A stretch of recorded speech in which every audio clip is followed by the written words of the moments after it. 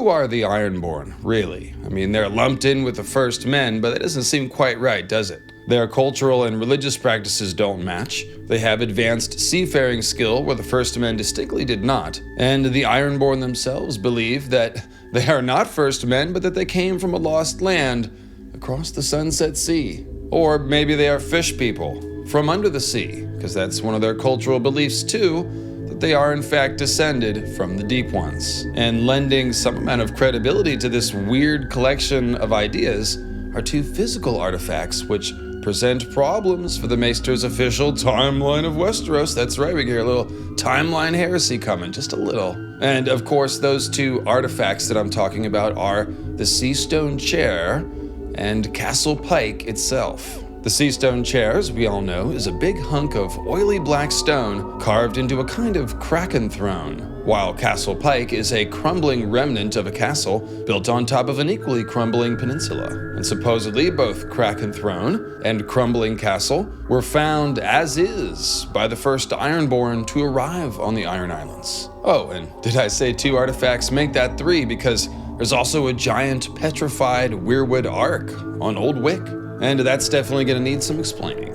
So as you can see, George R.R. Martin, our beloved author, has created a fun mystery for us readers here with these Ironborn. And I'm going to try to peel this one apart for you like no one ever has, so strap in. And yeah, it's a Theon peeling flaying joke and also a Theon strapped to a cross joke, I'm sorry. But the truth of the Ironborn that I think I've discovered is very dark indeed, even darker than anything we find at the Dreadfort, if you can believe that. Because we're going a full 40 fathoms down. That is not dead, which can eternal lie, and after strange eons, even death may die.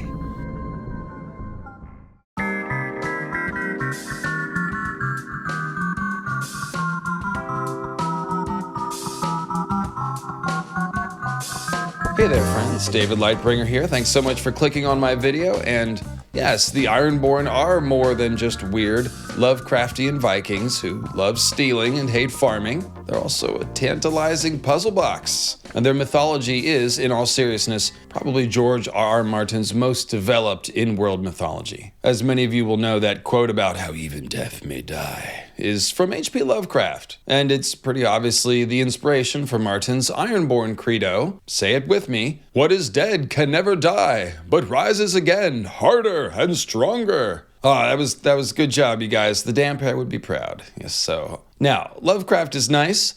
Actually, no, he's kind of dark and twisted, but anyway, consider the words also of the great American electro-pop band, Devo, which is a little more up my alley, pop culture-wise. And Devo sang that we are not men, we are Devo, and that de-evolution is real. And while this was originally a dark and cutting commentary on pop culture and where human society was headed, and Devo wrote that song before the advent of social media, isn't that fun? It also works very well as a summation of the Ironborn people of the Iron Islands, who almost seem de-evolved as humans. That's right, I mean, for starters, the Ironborn seem to worship death. Their god is dead, he's a drowned god, and their drowned priests famously drown and resuscitate their religious initiates. So it's kind of like baptism, only much, much worse. Progress of any kind seems to be the last thing that the Ironborn want, as we saw when Asha Greyjoy's very sound and solid plan for the future of the Ironborn was soundly rejected in favor of the sound of Euron's dragonbinder horn. Oh, and also Euron's hubris, ambition, lust for power, propensity for violence, and all that other stuff that the Ironborn love. As for what they don't love, well, they don't like the faith of the Seven or the old gods of the North. They don't like paying for things, and they don't like farming of any kind. It's really quite the lark. I mean, yes, we are people who need to eat food, but no, we won't grow it ourselves. We're going to steal it. It's just a very recalcitrant worldview. It's really just at odds with the natural order of things. I mean, sure, fishing and hunting and gathering is a perfectly acceptable alternative to farming, but their gathering is just stealing. And their hunting amounts to kidnapping people to be thralls and salt wives. The Ironborn deride the Greenlands, sissy Greenlands, and seem to prefer instead their barren, windswept islands. And poverty, that's right. Your family's poor, Theon. It's true, though. The Ironborn are, in fact, just plain old lacking in resources, from food to the tall trees they need to build more of their famous longships, to any sort of gold or mineral wealth beyond iron. They cover for this lack with a sort of austere warrior's ethos, and again by stealing. But the point is that the Ironborn have essentially been this way for as long as anyone can remember, and they stick with it no matter how poorly it fares as a strategy. These are backwards people. Yes, they are sort of the Vikings of A Song of Ice and Fire, but they're nowhere near as cultured as historical Norsemen. Something is very off here, and I think the simplest way to frame this in a sort of meta context, if you will, is to say that the Ironborn are probably inspired just as much, if not more, by H.P. Lovecraft's writings about the Deep Ones and their hybrid thralls than the historical Vikings. Hey there, friends. Post-production David Lightbringer here for Magic Spoon, who has once again sponsored our video. Thanks, guys. And thanks to those of you who have tried Magic Spoon. A bunch of you guys did. You seem to be liking it. Because, of course, Magic Spoon is very tasty. And by the way, I'm just going to do the read myself this week. No Rhaegar. The video's already pretty long. Please, I want to be in the commercial. No, I got it, dude. Please, I want to help. Anyway, like I was saying, Magic Spoon, terrific. Did you guys try combining the cocoa and the peanut butter? That was good. And, you know, it's funny how you make cereal with all natural ingredients and then it tastes good. Yeah, who would have thought? Come on, Dave. The reviews of my last performance were overwhelmingly positive. Yeah, you did great. It's just we're short on time and you always start talking about prophecy and stuff. It makes it take too long. I won't do that this time. Thanks anyway.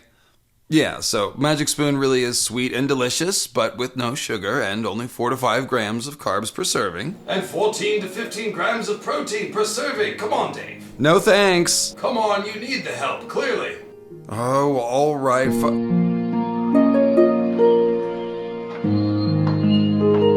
Oh, I see. You're already sitting down. Okay, yes, fine. But you gotta just talk about Magic Spoon, okay? Keto-friendly, high in protein. Gluten-free, grain-free, Magic Spoon is nothing less than the complete reinvention of your childhood favorites. Only this cereal will fuel you for the day instead of just raising your blood sugar. Simply click the link below or use the QR code and get you some Magic Spoon cereal today. And remember to save $5 off with our promo code Lightbringer. Hey Rhaegar, look at that. You can stick to the talking points. Very nice.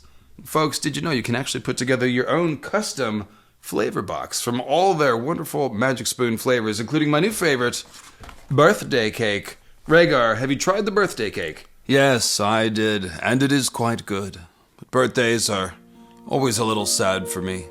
For I was born amidst the ashes and grief of Summerhall, and I always... Nah, see, this is just the kind of thing I was talking about. It's very sad, but we don't got time for that. This is about the Ironborn. Folks, if you want to try this cereal, check out the link below, or scan the QR code on the screen, or go to magicspoon.com Lightbringer, and don't forget the promo code Lightbringer for $5 off. And by the way, you friends in Canada and the UK, all sides, all parts of the UK, can get in on the action too, because Magic Spoon now delivers to Canada and the United Kingdom. And now back to the Ironborn.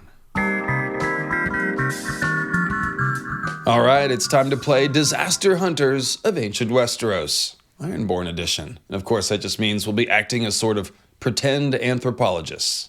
And that just means that we'll be comparing the physical evidence here at the Iron Islands to their oldest legends and folklore, and looking for bits of the legends that might be factual observations of things that actually happened.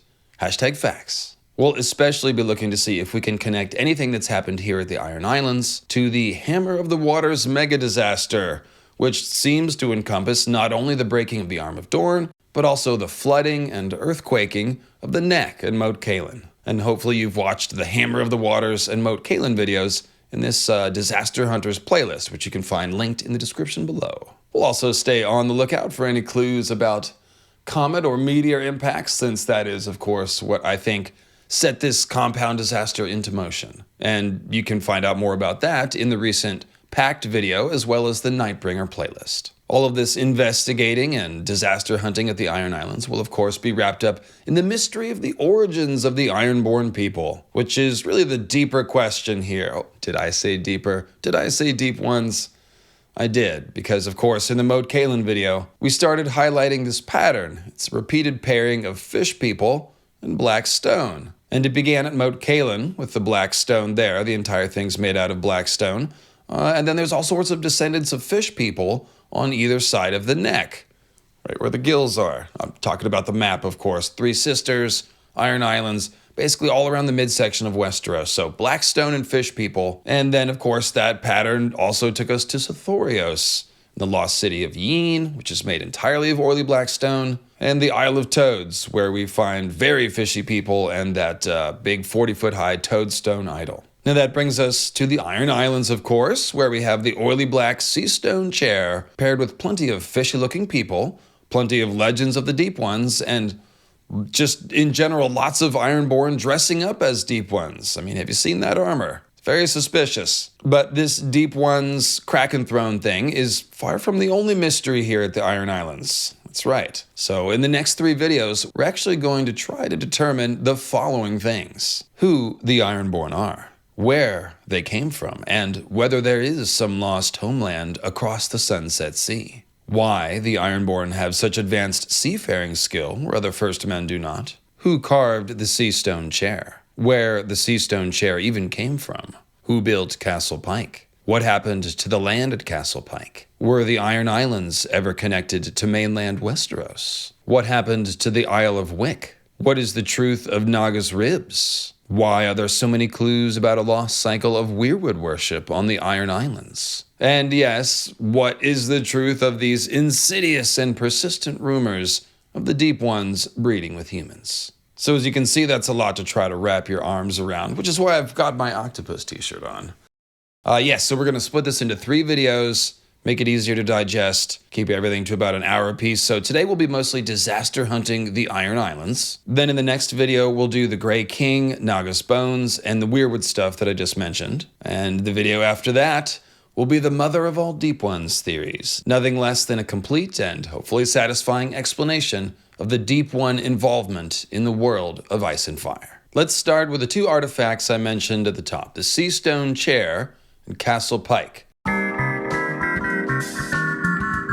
The Seastone Chairs, mentioned in 2 passages in the world of Ice and Fire, where the Maesters are speculating on the origins of the Ironborn. And both are fascinating. And anytime you can quote a guy named Sauron Salttongue, you know it's going to be good. And it is.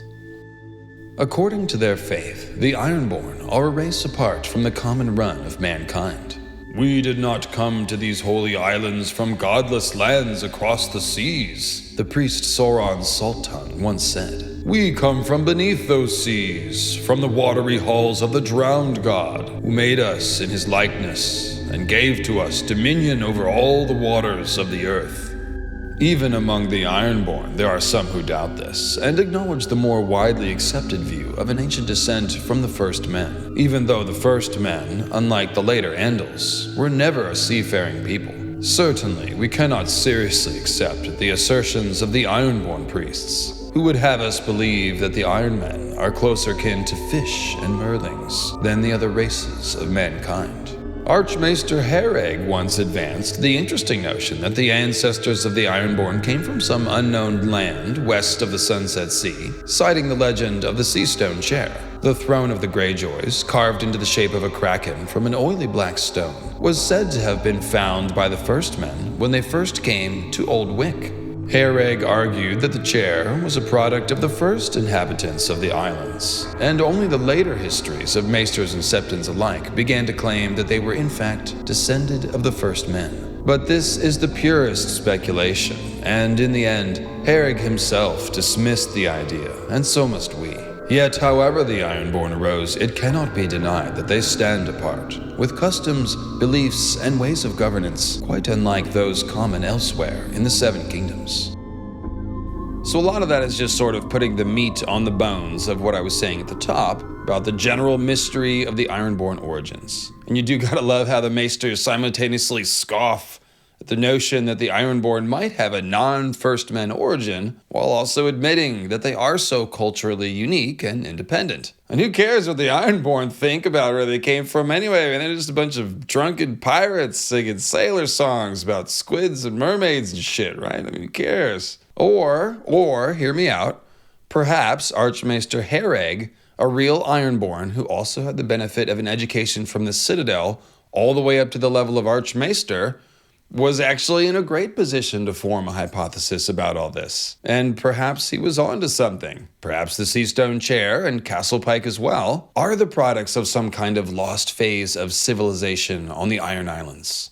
I'll just tell you right now, Sauron Salttongue might not be crazy either when he claimed that the Ironborn were created beneath the sea in the image of their drowned god. Or gods, perhaps, because obviously their drowned gods are the deep ones. And based on how George does his folklore and sort of fog of history, we should probably expect that there will be some amount of truth in all the ideas about the Ironborn's origins. That they are in some sense first men, that some of them may also descend from ancient mariners from across the Sunset Sea, and that there is probably some fishy deep ones DNA swimming around somewhere in the Ironborn bloodline. Or maybe everywhere. So to that first quote that we just read, I'll add this bit from the section of The World of Ice and Fire about the Dawn Age, where the Maesters are discussing the first men, the children of the forest, as the two races, quote unquote, of humanoids living in ancient Westeros. But then add that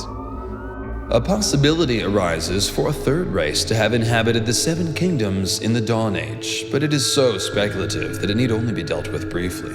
Among the Ironborn, it is said that the first men to come to the Iron Isles found the famous Seastone Chair on Old Wick, but that the Isles were uninhabited. If true, the nature and origins of the chair's makers are a mystery. Maester Kurth, in his collection of Ironborn legends, Songs the Drowned Men Sing, has suggested that the chair was left by visitors from across the Sunset Sea, but there is no evidence for this, only speculation. See, I told you, these are just drunken sailor songs, man. I'm kidding, of course. These songs that the drowned men sing are a large part of the canon of Ironborn folklore. And apparently these songs simply reflect a larger Ironborn belief, one which yet another Maester has stopped to ponder the truth of. So as you can see, there is a genuine question here as to whether there may have been some non-first men to inhabit the Iron Islands in the distant past. Potentially even a race as different from the first men as the children of the forest star. And obviously here we're thinking of the Deep Ones or Deep One hybrids, but also consider the Great Empire of the Dawn. We don't know what all of them looked like. They seem like magical people, so there could be some strange humanoids coming from there too. The important thing is that some Ironborn believe, many Ironborn believe I should say, that they are descended from this ancient mystery people who may have sailed here from some lost land across the Sunset Sea, or who may have wriggled out of the ocean onto the shore, or maybe a little bit of both, but we'll get there. We've also heard twice now of this delightful legend of the Seastone Chair's origin. It was just found sitting there on the shores of Old Wick by the first Ironborn, or maybe by the first men to arrive there. And some believe that it was left there by these hypothetical visitors from across the sea. Now, before we go any further, it's time for a little heresy, not timeline heresy, just historical heresy in general. And I really love talking about this, so check this out. I want to make sure that everyone realizes that First Men is not the name of a coherent tribe or ethnic group, like Dothraki, Andals, Rhoynar, or Valyrians, but rather a descriptive term that the Andals seem to have used to mean everyone who was in Westeros when we got there. We always have to keep in mind that the Andals are the authors of Westeros' written history, and it's told from their point of view. The Andals center everything around their migration to Westeros, so to them, everyone who was already there when they arrived must have been the first men in Westeros. Now, sometimes the name of a tribe or ethnic group can be a very simple term like first men, just expressed in their native language. For example, Rhoynar means something like people of the Rhoyne, which is of course a river that is sacred to them and which they call their mother. But if the first men had called themselves first men, they would have done so in the Old Tongue, which isn't spoken anymore. So let's say the Old Tongue word for first men was, I don't know, Garthlings. We'll just roll with that.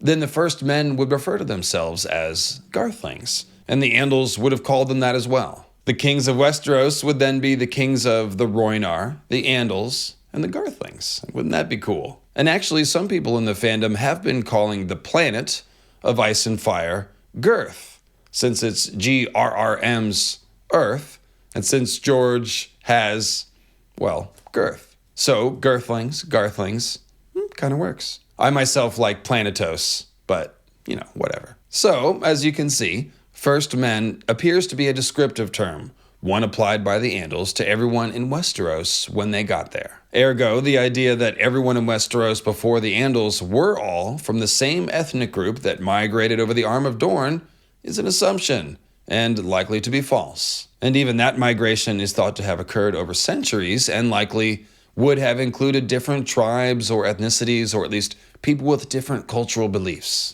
After all, and this is why this is one of my favorite things to talk about, the religious practices of ancient pre-Andal Westeros point to the presence of multiple cultures. So check this out. Some of the first men, such as the ones in the Reach, worshipped Garth the Green, who's described exactly like a green man. Some of the people in ancient Westeros on the coastlines worshipped wind and sea gods of various sorts, such as the Ironborn, the ancient Durrandon, and the people on the Three Sisters Islands. And actually even the Tully funeral rites, which are basically Viking funeral rites, speak of an ancient belief in watery halls and an undersea afterlife. Then, of course, most of the people in ancient Westeros converted to the worship of the old gods of the Weirwoods at some point. But in the very far north, we also hear about the worship of crab gods at Storald's Point, which is Hardhome, by the way. We have those Thens up in their hidden valley with their own unique traditions where they still speak the old tongue and revere their Magnar as a kind of god. And we also know that some wildlings even worship the others, such as Craster or the people on the frozen shore.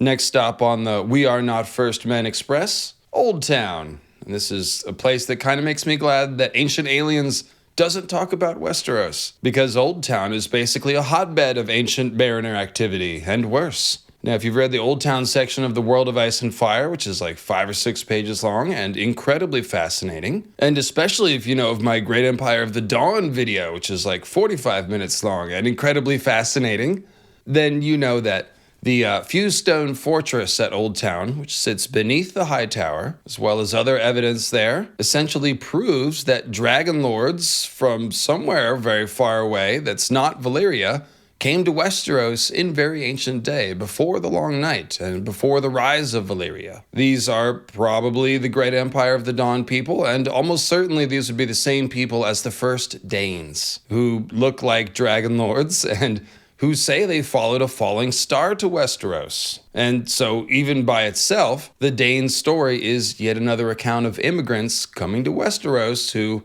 seem different than the rest of the first men. Where did they get that magic sword, after all? Even the Lannisters have such a tale. That's right, House Lannister, come on down. Because Lan the Clever, who winkled Casterly Rock from the Casterlys and thus became the progenitor of House Lannister, is said to have come from the east in some versions of the story. So just how far east we talking here, guys? Is that signature golden Lannister hair, never blonde, always golden, perhaps the same golden hairs we see in Dany's vision of the gemstone-eyed rulers of the Great Empire of the Dawn, who, like the Valyrians and Targaryens, have hair described as platinum white, silver, and gold. All right, that's it for your Lannister's secret dragon lords from the Great Empire of the Dawn theory. That's pretty much it. Oh yes, Jaime and Cersei like incest.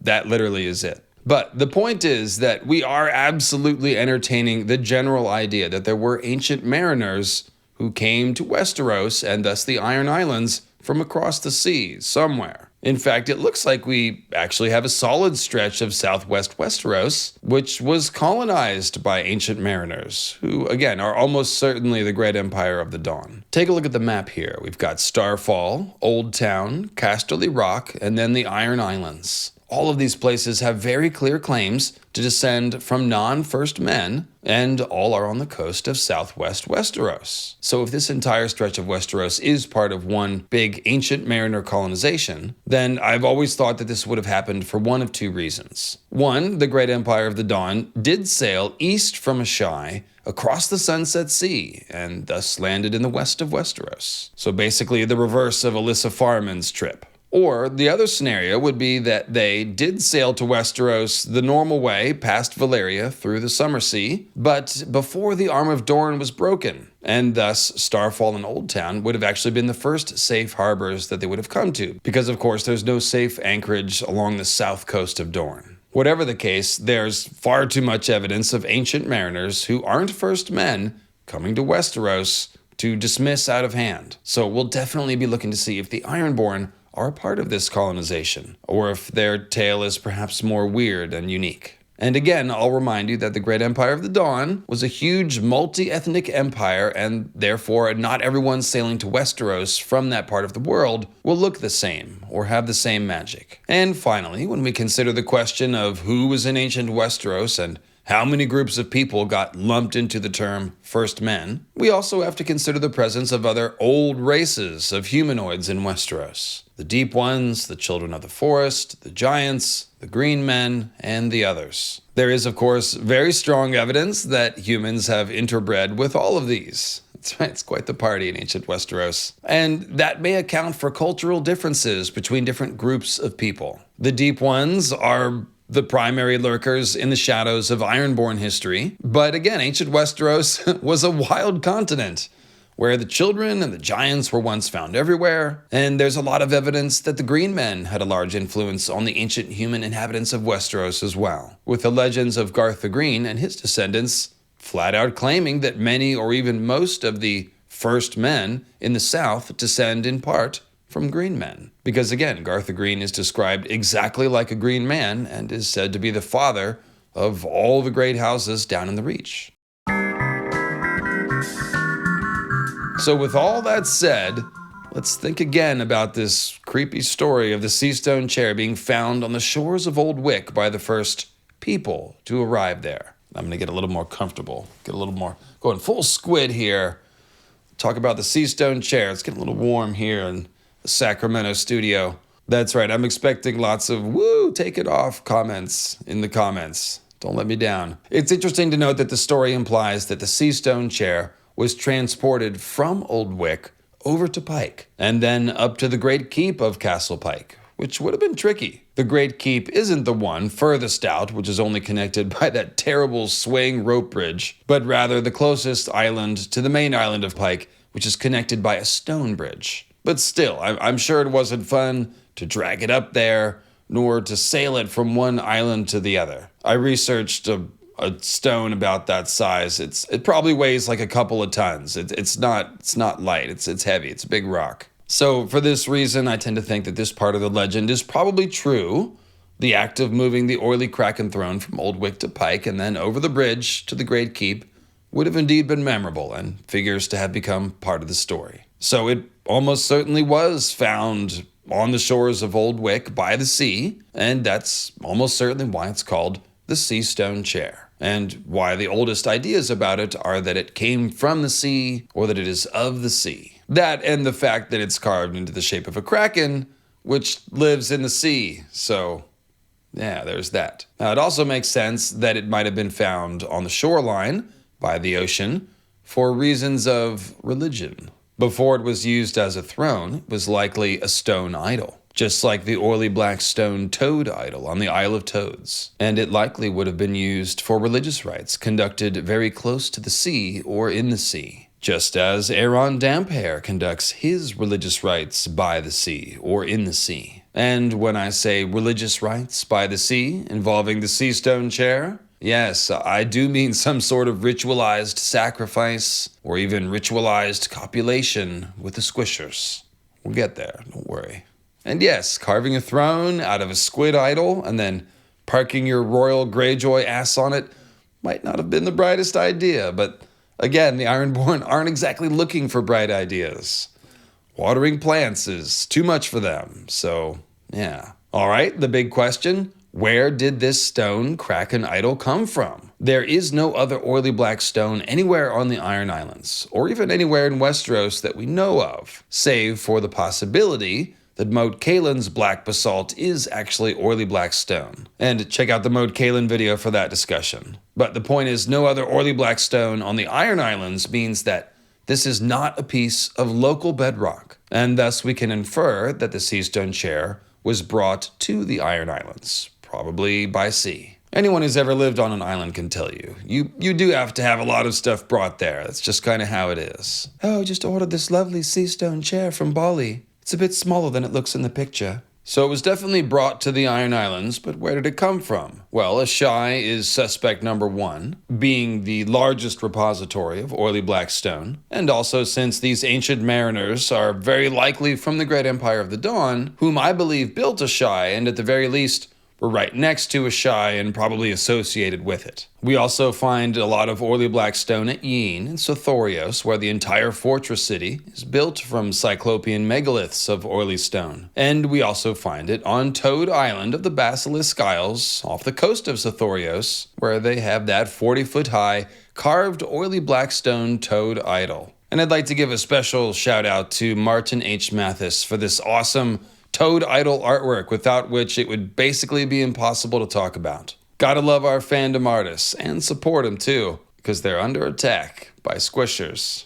AI squishers. Anyway, the bottom line is that Ashai and the general area of Sothorios and maybe Moat Cailin are essentially the only known candidates to have been the place of origin of the Seastone Chair. Again, besides under the sea, which we'll talk about separately. So you kind of see what we're working with here. This Kraken stone is not from the Iron Islands, and it did not come from any place nice. Someone very strange was definitely here before the most recent cycle of human inhabitation, which is regarded as Ironborn history. And they probably come from across the sea, or under the sea, or both. Greywaste Tim and I actually pursued these ideas a little further in a recent live stream called Origin of Ashai and Lang, so check that out. But before we go any further hunting oily stone in Ashai and Yin today, let's go ahead and stick with the Iron Islands and talk about Castle Pyke.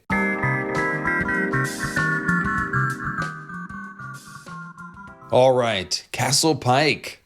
This one is every bit as perplexing as the Seastone Chair mystery, if not more, if you can believe that. And Pyke also turns out to be George R.R. Martin's other favorite castle besides Winterfell. That's right, yeah. He said in an interview with Robin Hobb in 2014 that he was fond of, quote, the idea of a castle that's on these sea stacks that, is very inaccessible and linked only by these bridges and so forth. It would be a miserable place to live. It would be cold and damp and wet, but it explains a lot about the personality of the Ironborn. So like I said, they're covering for a general lack and totally crappy weather with an austere warrior's ethos, and that's kind of their thing. Now, the Maesters in the World of Ice and Fire tell us that Pyke is neither the largest nor the grandest castle on the Iron Islands, but it may well be the oldest, and it is from there that the Lords of House Greyjoy rule the Ironborn. It has long been their contention that the Isle of Pyke takes its name from the castle. The small folk of the islands insist the opposite is true. Pyke is so ancient that no one can say with certainty when it was built, nor the name of the lord who built it. Like the Seastone Chair, its origins are lost in mystery. Well, hot damn, it's a castle so old no one knows who built it, just the kind of thing we like around here. Now, interestingly, Castle Pyke features curved walls and round towers, which are engineering feats that the first men were apparently not capable of, nor even the early Andals, so say the Maesters. So unless the Maesters are wrong about that, the implication is that the first men did not build Castle Pyke. And that's certainly my opinion, at least not the first men we know of. The Maesters say Pyke is so old no one knows who built it, and indeed it is pretty clear that this castle was first built before the land collapsed here. So if this land collapse was tied to the Hammer of the Waters, then that could put the date of the construction of Pyke in the very distant past indeed. Definitely before the Long Night, and basically into the remotest, earliest days of human inhabitation in Westeros. And maybe even before, if the squishers built it. Which, yeah, again, in the Moat Cailin investigation, I came away pretty convinced that it was built either by the Deep Ones or perhaps by their hybrid thralls under Deep One's supervision. So this does have to be considered as a potential theory of origin for Castle Pyke as well. Lovecraft's Deep Ones do build stone cities, as do their hybrid descendants. So it's very likely that Martin's Deep Ones, whom he borrowed from Lovecraft basically whole cloth, do as well. All right, here's another tasty passage from the World of Ice and Fire about Castle Pyke. Once, centuries ago, Pyke was as other castles, built upon solid stone, on a cliff overlooking the sea, with a wall and keeps and towers. But the cliffs it rested upon were not as solid as they seemed, and beneath the endless pounding of the waves, they began to crumble. Walls fell, the ground gave way, outer buildings were lost. What remains of Pyke today is a complex of towers and keeps scattered across half a dozen islets and sea stacks above the booming waves. A section of curtain wall with a great gatehouse and defensive towers stretches across the headland, the only access to the castle, and is all that remains of the original fortress. A stone bridge from the headland leads to the first and largest islets and the great keep of Pyke.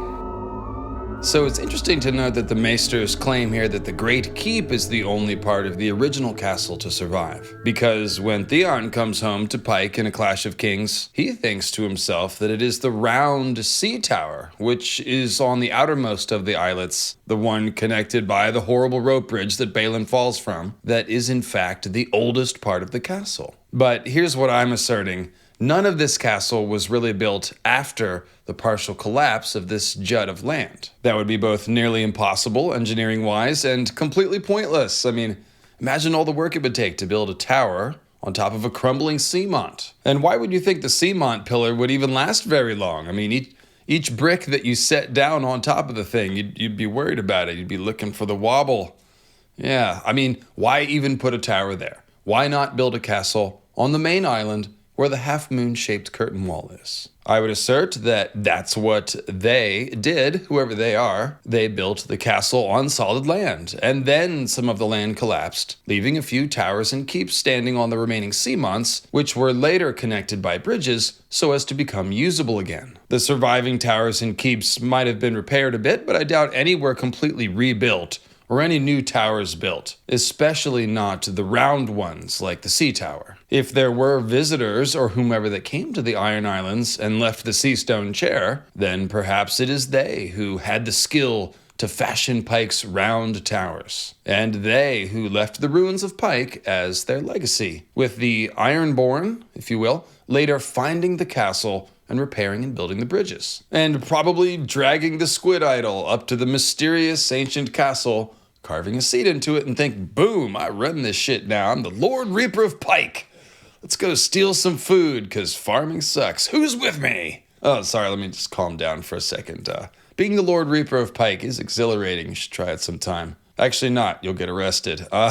Now I'm picturing the Monty Python and the Holy Grail ending, where the British police are arresting King Arthur, only it's Balin Greyjoy. But you know what's also thrilling and exciting? New theories. And here I actually have a little theory within a theory for you, considering the possibility that the Iron Islands were once connected to mainland Westeros. All right, so here's an interesting question to pose. Just how much land fell into the sea here at Castle Pyke? If this was part of the Hammer of the Waters disaster, then it could have been a lot of land. Perhaps even enough to have once joined the Iron Islands to Westeros. Pyke Island is the closest of the Iron Islands to Westeros. Well, it's tied with Harlaw anyway, but even better, Castle Pyke is located on the side of Pyke Island closest to mainland Westeros, with the mainland being only 2 days' sail from Pyke. That's kind of a curious coincidence, right?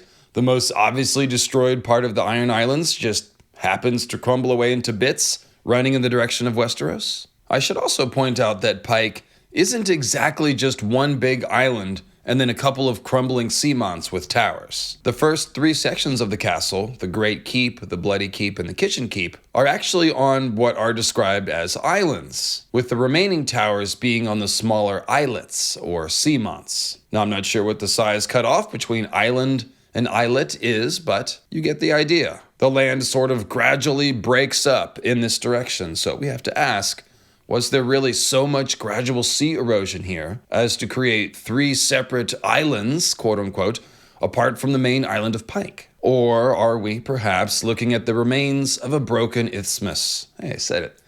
Like a smaller version of the broken arm of Dorne, which once connected Essos and Westeros. Perhaps that's how the very first men got here, and perhaps they were later stranded out here after the Hammer of the Waters fell on Westeros, only to eventually fall under the influence of the Deep Ones, or perhaps the Ancient Mariners, and eventually emerge as the Ironborn we know today. So for starters, think about this weird little mystery that George wrote about whether Pyke was first the name of the castle or the island. I mean, why is that even a question? Wouldn't it be obvious to assume the castle would be named after the island?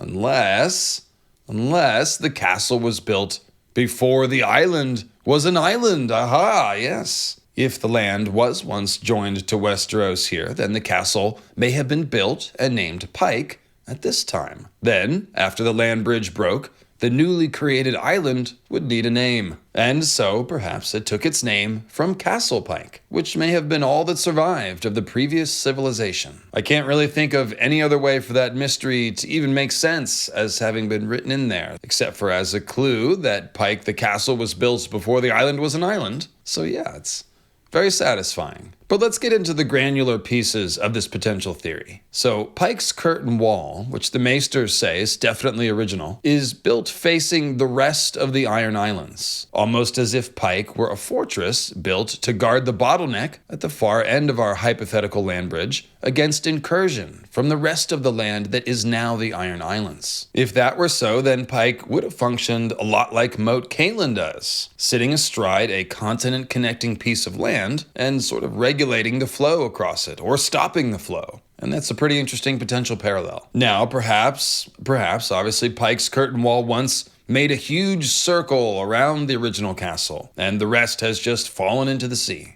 But perhaps Pyke's curtain wall was specifically built across the narrowest point of the peninsula to specifically ward against people from further west. And by people, we should again be thinking about either foreign peoples of this ancient seafaring culture or inhuman squisher abominations. One detail that really jumped out to me when I was rereading Theon's first chapter at the Iron Islands is that Pyke has no safe anchorage, with ships such as the one carrying Theon home having to land on the opposite side of the island by the castle of House Botley. Shout out to Tris Botley. Hang in there, champ.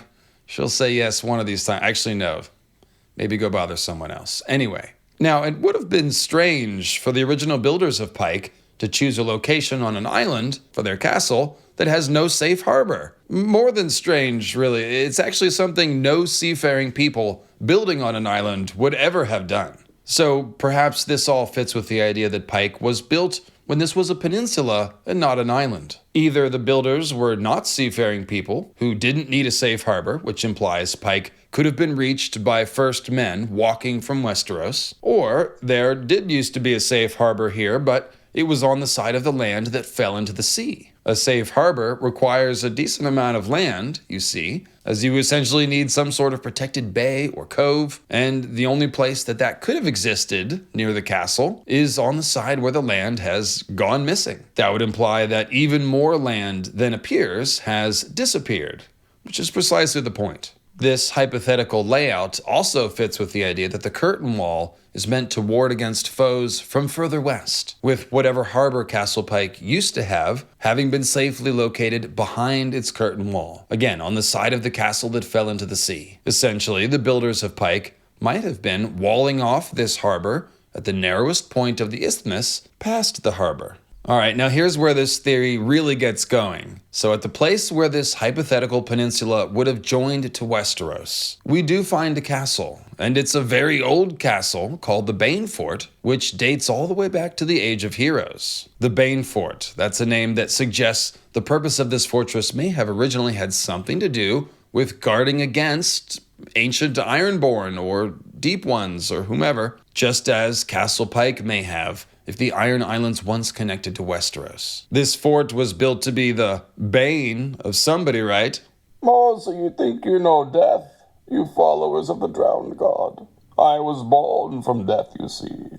What we can say for sure is that if the island of Pyke, I'll give you a little more time to recover, if the island of Pyke once connected to the mainland, then the Banefort would have been a fortress built in a strategic location that could potentially control traffic in either direction, just as would be true for Pyke and just as is true for Moat Cailin now. And we can also say that it's just simply noteworthy to find a very old and significant castle at either end of where this land bridge would have been. Interestingly, the kings of the Banefort were called the Hooded Kings, and the last one, who still lived during the quote-unquote Age of Heroes, mind you, was a supposed necromancer named Morgan Banefort. Even death cannot resist me, for I became its master down in that pit. This Morgan Banefort, the necromancer, was even said to have gone to battle with his thralls. So gosh, I mean, this guy really does sound like an Ironborn. Well, he sounds like Bane, apparently, but he does sound like an Ironborn, right? With the Hooded King idea being very similar to the idea of a Lord Reaper of Pyke. And of course, think of the Hooded Grim Reaper. And then with him leading thralls into battle. Now, it must be said that the ancient First Men also practiced the custom of thraldom, and this is, in my opinion, rightly held up as evidence that the Ironborn are in some part descended from First Men. However, First Man thraldom is not often mentioned, but is here with Morgan Banefort, the Hooded Necromancer King, and he's even going to battle with his thralls, which is written down as noteworthy, so we can assume that's somewhat unique. The Ironborn also have a famous necromancer in their folklore as well, a dude called Dagon Drum the Necromancer. And House Drum's sigil and basically their entire identity comes from this Dagon Drum the Necromancer, so he's a very important fellow. Going further, the name Morgan, as in Morgan Banefort, is Welsh and means circling sea or white sea dweller. White as in whitecaps, presumably. So yeah, a hooded sea dweller, necromancer king, that goes to battle with thralls really does sound like an ancient Ironborn, doesn't he? Or perhaps he's from whatever culture existed here before the Ironborn were cut off from Westeros and became who they are today. This might explain how the First Men custom of thraldom made it to the Iron Islands and then sort of became entrenched there, even while it diminished in mainland Westeros and eventually died out. There does, at the very least, seem to be similar cultural ideas at Pyke and the Banefort, so perhaps they were once connected by a land passage and share some very ancient history. Basically, picture a couple of hooded Reaper Kings harvesting squishers. I mean, that's what we got. Now, I will just quickly say that when I first came up with this theory of the Iron Islands being connected to mainland Westeros, I thought it would be merely something just kind of worth mentioning as an aside. But then I found all this Banefort stuff, and it seemed more plausible. And then, as I was revising the script, actually, it finally clicked that the island of Pyke could only have taken its name from the castle if the castle had been built before the island was cut off from mainland Westeros and needed its own name. This also very nicely explains how First Men may have come to be stranded on the islands and then cut off and set free to evolve separately under the watchful eye of the Deep Ones. So, although I'm a little more confident in the simpler idea that whatever land collapse happened here was connected to the Hammer of the Waters disaster, for reasons you're about to see in the next section, it does seem like George wants us to think that the peninsula Castle Pyke was built on did once join mainland Westeros. After all, that's an awful lot of detail for him to give us about House Banefort in the Age of Heroes, when they barely even come up in the main story at all, and only as an aside. Kinda seems like these details might just be clues about the Ironborn mystery, which is very important. And the only mystery they could be giving us clues about is the idea that the Iron Islands were once joined to mainland Westeros. Okay, so what have we learned so far, and what does this mean? Well, there does seem to have been some very old, forgotten phase of existence here, or maybe even more than one. The Seastone Chair is definitely from somewhere else, and therefore it may be that people from very far away sailed here a very, very long time ago. This is also the most obvious explanation for the Ironborn's unique seafaring skill, not found elsewhere amongst the First Men, that it was brought here by a seafaring people who came from very far away. All of this makes it more plausible that Castle Pyke was also built in the very ancient past, long before Ironborn history, quote-unquote, began. And this tracks with its anachronistic round tower design, which is supposedly beyond the engineering capabilities of the early First Men. And it also tracks with the idea that Castle Pyke was built before some ancient land collapse that no one remembers, save for some legends and drunken sailor songs, which sound like they're talking about cataclysms. Let's go ahead and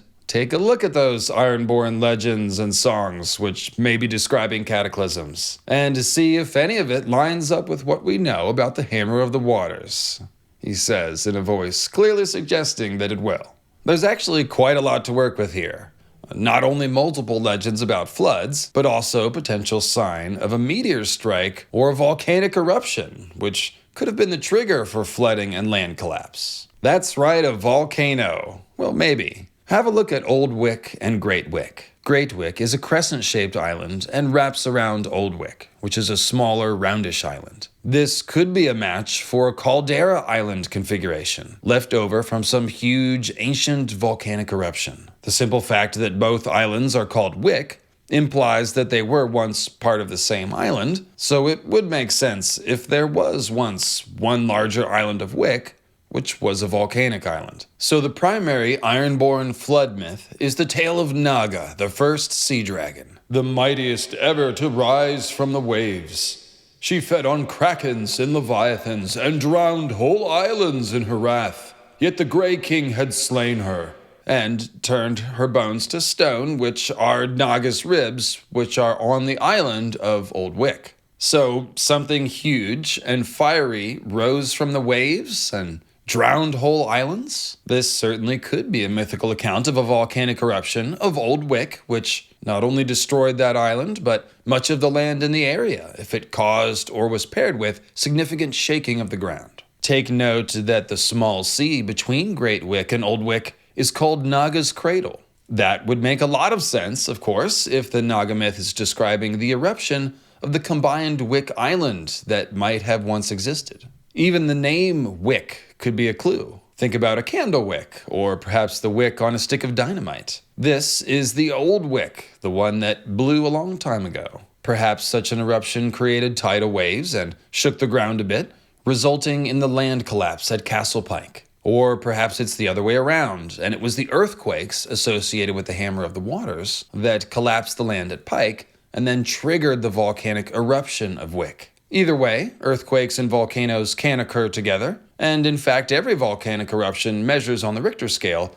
as at least a small earthquake. Now, as we saw in the Moat Cailin video, the evidence points to there having been an earthquake there. And if there's a fault line somewhere beneath the neck, then it must surely be connected to any volcanism at the Iron Islands, which is very close and on a parallel latitude. Ergo, if Wick is a volcano, it may well have been set off by a significant earthquake of this fault line under the neck, which, of course, would have been the quaking connected to the Hammer of the Waters. The word Wick itself means town or settlement in Old English. So Old Wick actually has the same name as Old Town. Yeah, it's interesting. Might have been settled by the same people, too. And if the combined island that once may have existed here was just called Wick, then it was basically just called town, or settlement, as in the only one. The implication then is that Wick, aka town, was the first settlement established by the ancient mariners in this area. After all, this would not have been the first settlement made by first men who either walked here over a formerly existent land bridge, or who miraculously, drifted here on fishing boats or wherever, since Wick is the furthest west of the main Iron Island chain. So yeah, it's not the first one the first men would have come to, no matter how they came to the islands. However, it may have or would have been the first island reached by people sailing here from the west. So it could be that these ancient mariners first settled on Wick, but were wiped out, or mostly wiped out, by the disaster that blew this island apart. So yeah, that disaster could have been a volcano.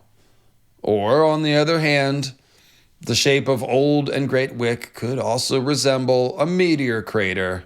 That's right, because meteor impacts do sometimes leave an outer crater ring and then an inner protrusion that essentially is the molten rock splashback from the impact. When the crater fills in with water, you get a lake with an island in the middle, and This is why some people believe that the God's Eye, shout out to An American Thinks, very cool YouTube channel, that the God's Eye is a crater lake, and certainly I think it could be. And therefore, the combined Old Wick, Great Wick island pairing could be a sort of crater island pair, if it isn't a caldera island. If the crescent of Great Wick is the outer ring of this meteor crater, then obviously one of the long night meteors would have hit right here, right on the island of Wick. Or it could be that the Iron Islands, again, were larger, or even a peninsula that was joined to Westeros at this time, with a meteor impact anywhere near here, just kind of shattering the peninsula, setting off earthquakes and collapsing things and triggering that volcano. A meteor-induced land collapse is, of course, exactly what I think happened to the Arm of Dorne. So it could be a similar story, just on a smaller scale, here at the Iron Islands. Meteor impacts, and especially comet impacts, often do come in groups, since the larger rocks tend to break up a bit as they scorch their way through Earth's atmosphere. It's very stressful, scorching through the atmosphere, so it's very easy to imagine multiple locations in Westeros having been bombarded. I've always put the Iron Islands as the next most likely impact zone after the Arm of Dorne and Asshai, and of course check out my stream with Grey Waste Tim, Origins of Asshai, where we talk about that. So, whether Great and Old Wick are shaped by a meteor or a volcano, I'm guessing Martin wants us to think that it's one or the other. I mean, it's disaster-shaped, and some sort of island-drowning sea dragon was born here. So, when we ask ourselves whether the Iron Islands could have been affected by the Hammer of the Waters event, it does seem like that could be or probably was the case. And we can upgrade that to almost certainly if there was a meteor strike here. Now, turning back to the mythology, I have to tell you that just as a sea dragon myth could describe a volcanic eruption of the island, and again, that fits very well, it could also work nearly equally well as the description of a meteor impact in or near the sea, which causes tidal wave flooding. We myth heads here at the David Lightbringer channel know well, and that's, if you're new to the channel, myth head with a Y, or myth, we like mythology. We know well that comets and meteors can be described as flying dragons in folklore. And that's both in real-world folklore and in A Song of Ice and Fire, where the red comet is called the dragon's tail, and where Old Nan says, of course, that the comet means dragons, boy. So if flying comets and meteors can be dragons, then a sea dragon that drowns islands could simply be a falling dragon rock that both shattered islands and created tsunamis that inundated low-lying islands and areas of land. So perhaps that's a description of a star that's fallen from or been slain from the sky. So here we have to again think of the Danes, who remember coming to Westeros from somewhere else by following the track of a falling star, which importantly they then possessed, just as the Grey King was remembered as possessing the fire of the sea dragon whom he slew. Could this all be a part of the same story of ancient mariners who came to Westeros around the time that stars fell from the sky, and who knew how to possess their magic? Did they all listen to Starman by David Bowie over and over again on repeat? It's a great song, great song.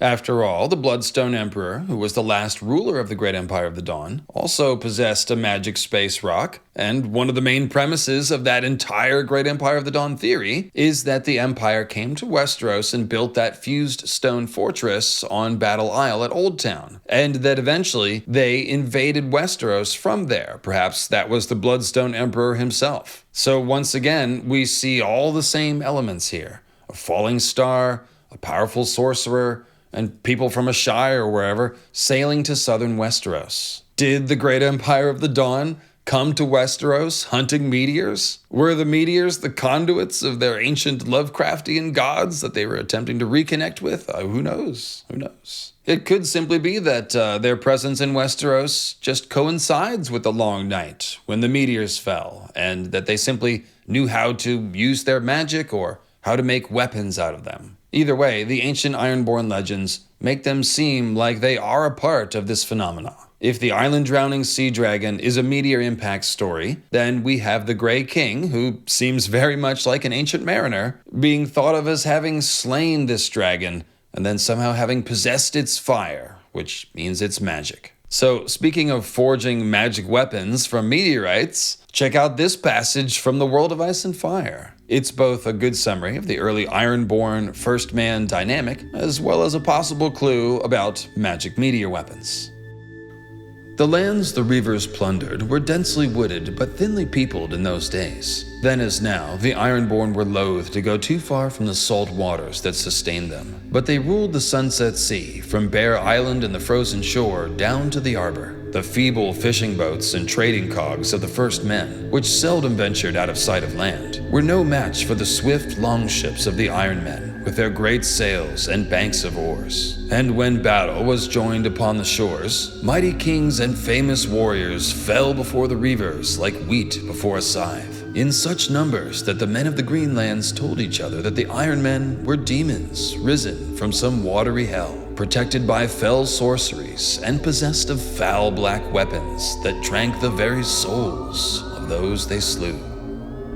So the safe, traditional cultural anthropologist conclusion here is that these black weapons that so terrorized the first men were in fact just primitive iron weapons. Not the sort of advanced steel that the Andals brought, but the more primitive black iron that preceded the development of steelworking in our own world. The Iron Islands are in fact rich in iron ore, so it figures that they'd work in that instead of bronze. And for you ancient weapons history buffs out there, yes, primitive iron weapons did overlap with bronze weapons during the Bronze Age, because steel doesn't just come from nowhere.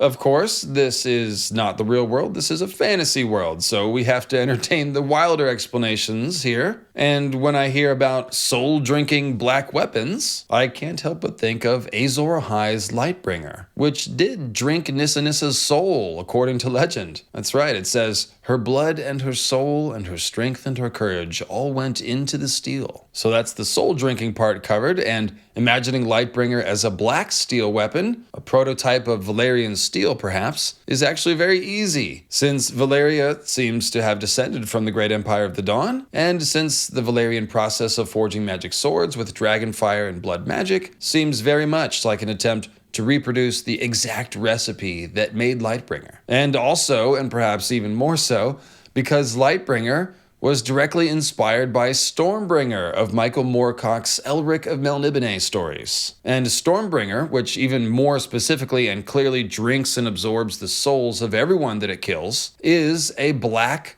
dragon sword that lights up with red runes and black fire. And obviously this is also the inspiration for the name of Blackfire, the black steel ancestral sword of House Targaryen. Oh, and shout out to J.R.R. Tolkien's black metal meteor swords Anguirel and Anglikel, whose names essentially mean something like Iron of the Flaming Star. So yeah, Lightbringer was a soul-drinking weapon and quite possibly a black sword. So if these ancient mariners were from the Great Empire of the Dawn, then these tales of magic weapons, soul-drinking black metal weapons, or protective sorceries, such as the Valyrians wove into their armor, may actually have some truth to them. And that brings us to the legend of the most feared of all the ancient Ironborn Reavers, Balin Blackskin. Most infamous of all was Balin Blackskin, who fought with an axe in his left hand and a hammer in his right. No weapon made of man could harm him, it was said. Swords glanced off him and left no mark, and axes shattered against his skin. So again, perhaps this was just the first suit of iron armor, given legendary status over time. The first people wearing any kind of iron plate armor would seem just almost like demons, like unkillable demon. Like, it makes sense, right? However, again, this is a fantasy novel, and armor or clothing laden with protective spells is a thing. We've seen Euron. He has black Valyrian steel armor, which is graven with sorcerous runes and glyphs. And of course, there are the Royces, a first men house from the Vale, who, uses protective runes on their bronze armor. In other words, we may have both magical black weapons and magical black armor somewhere in very ancient Ironborn history. And we also have a plausible theory to explain how they may have acquired such advanced magical technology. The Great Empire of the Dawn, these ancient mariners. And yes, Euron, acting like a wannabe Bloodstone Emperor, and sailing to the Iron Islands from Ashai on a very unique ship may very well be a symbolic reenactment of the Grey King sailing to Westeros from the Great Empire of the Dawn and maybe Ashai. But we'll tackle that in the Grey King video, and also in that Grey Waste Tim Origins of Ashai video.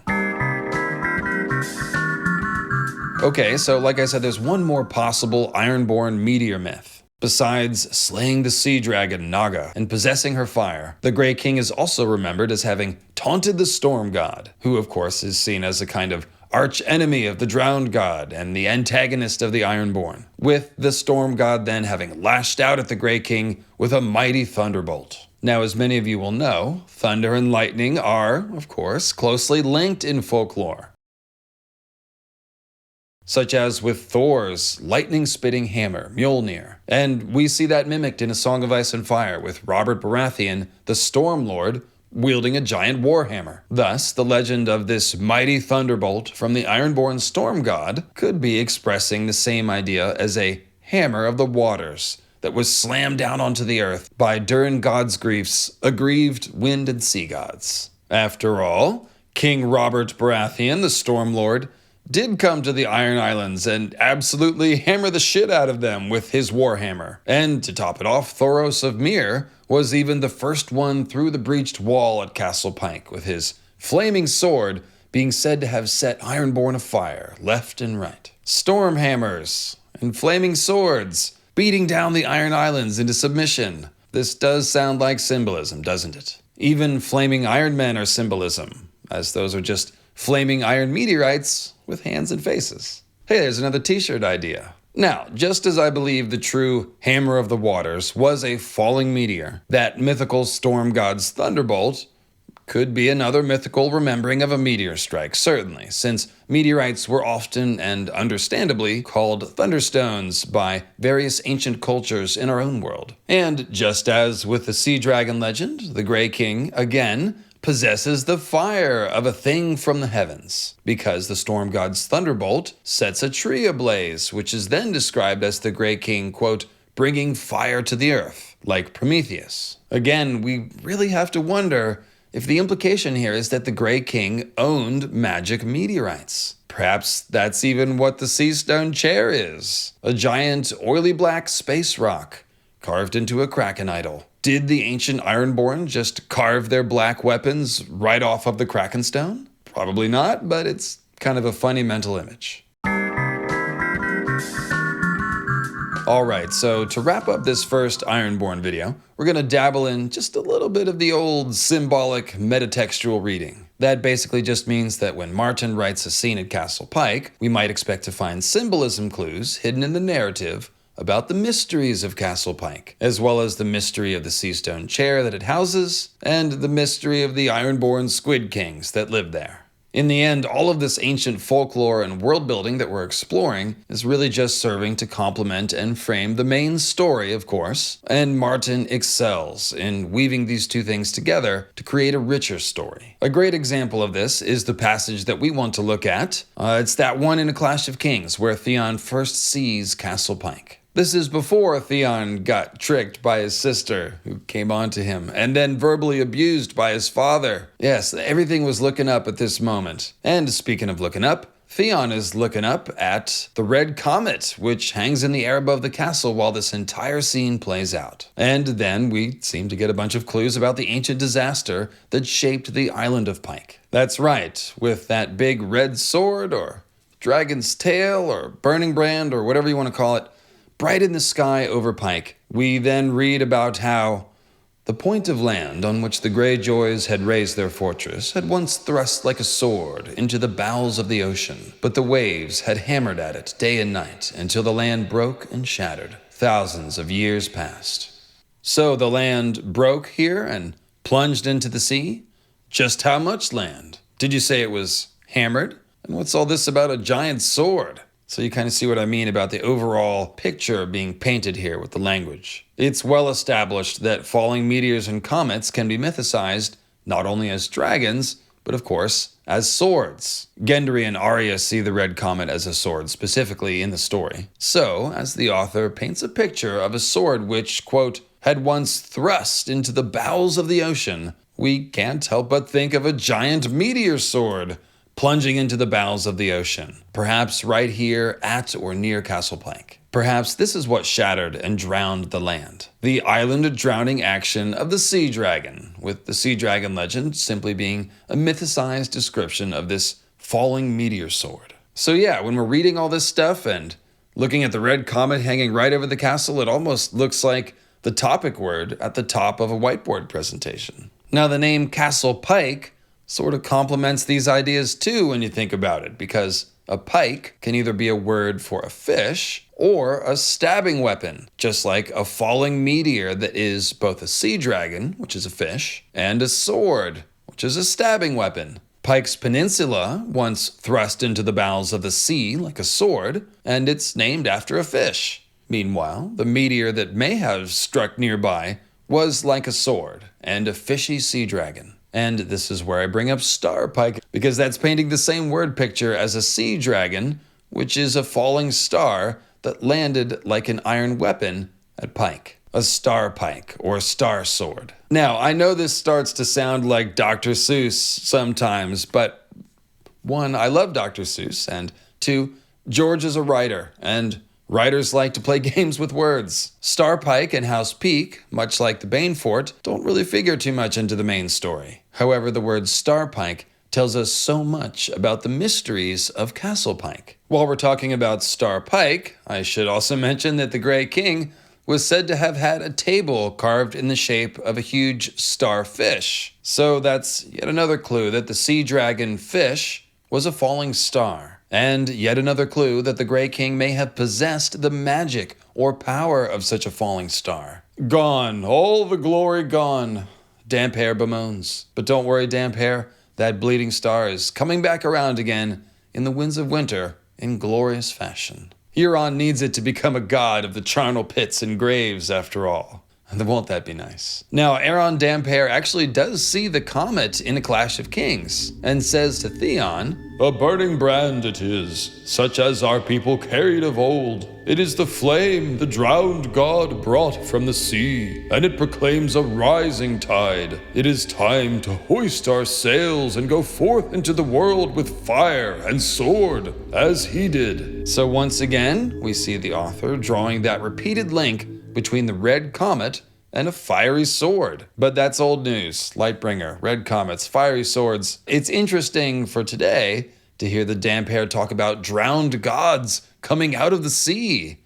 Are those squishers? Did they carry the fire or magic of a comet out of the sea somehow? Well, again, we don't know what oily black stone is or how it's created. And it absolutely could be meteor rock. Meteorite, or technically, or rock transformed by an evil Lovecraftian magic meteor. And this does seem to be what happened at Ashai, in my opinion. A city built of oily black stone and shrouded in some kind of perpetual cloud of evil darkness. And it's definitely possible that the Seastone Chair was literally dragged out of the sea and onto the shore by the goddamn Deep Ones for the ancient Ironborn to use.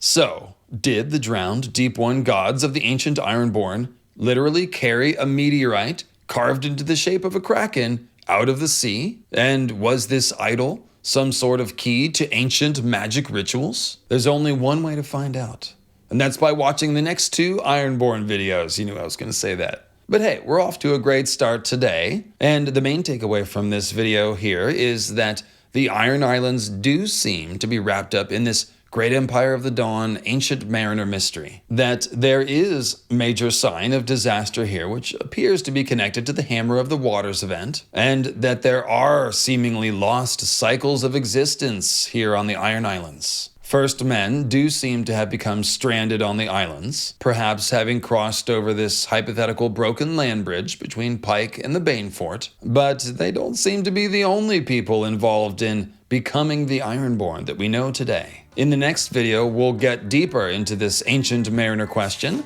and the Grey King's Weirwood arc, and we'll uncover that lost cycle of Weirwood worship that I mentioned that seems to have occurred there in the ancient past. Then after that, I'll have my Deep Ones video for you, and in that one, we'll tie all of this together and build a real timeline of ancient Ironborn history. Cheers for now, thanks for watching, thanks for liking and commenting, and thanks for buying lots and lots of cereal.